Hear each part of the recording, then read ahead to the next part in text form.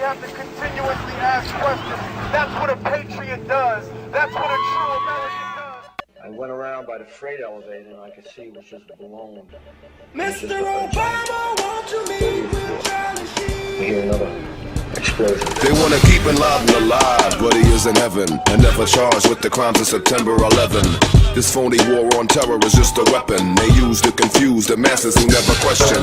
Anomalies like the gagging of Sybil Edmonds should disgust us, fired by the Department of Justice for revealing what many knew so well. Al-Qaeda worked for CIA the day them towers fell, and Rudy Giuliani laughs when confronted with the fact he was told that North Tower would collapse. Years before the attacks, NORAD conducted exercises in which planes were hijacked. And on that very morning, what do we see? In restricted airspace, it's an E-4B. Let me spell it out for the profane. It's a flying command center, man, a doomsday plane. I read the news today, oh boy. It was rather disheartening for me to see 800 architects and engineers say them 3 towers were exploded, definitely. No F-16s over DC as the attacks unfurled. The most offended airspace in the whole wide world. BBC reports on 7, they about to go ape.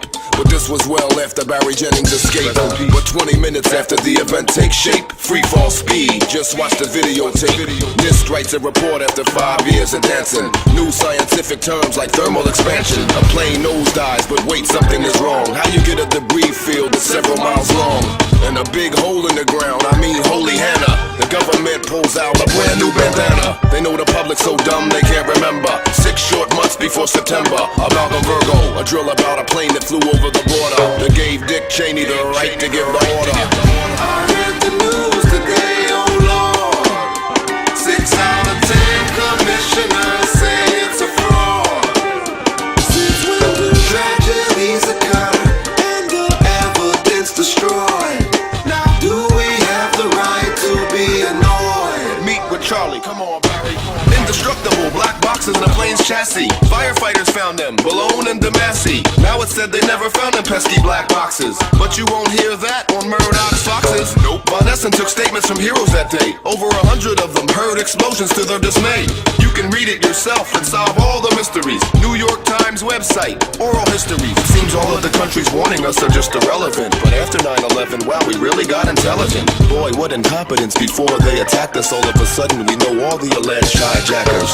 In 3 days we have their names and their faces, at least 5 of whom were trained at US bases. 7 of them are alive and innocent, they insist. But wait, why are they still on the list?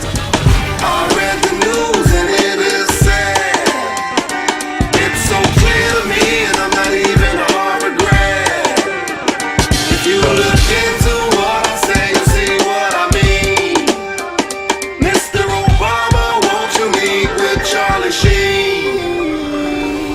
Before we wrap it up, let me remind you, it takes about 20 minutes for a missile to reach America from China. Cheney sees a plane coming like a prophet. $1 trillion defense system he could use to stop it. One would think he would follow orders to the letter. Is that the case? Enter Norman Mineta, who witnessed with his own eyes as he testifies Dick Cheney lies, unmolested plane in the skies. What Norm saw was scary. Mr. Cheney, do the plans still stand? Have you heard anything to the contrary? Mr. Cheney is a friend of freedom, you bet. And I invented the internet. He's such a stand-up guy, trust me. When he's on trial, the first question must be, it seems to me you didn't act that quick. Just what was that order that protected us, Dick? Hopefully by now you've had a chance to read my letter to 20 Minutes with the President. And if not, at least had its contents brought to your attention. We have questions, Mr. President. Lots of questions.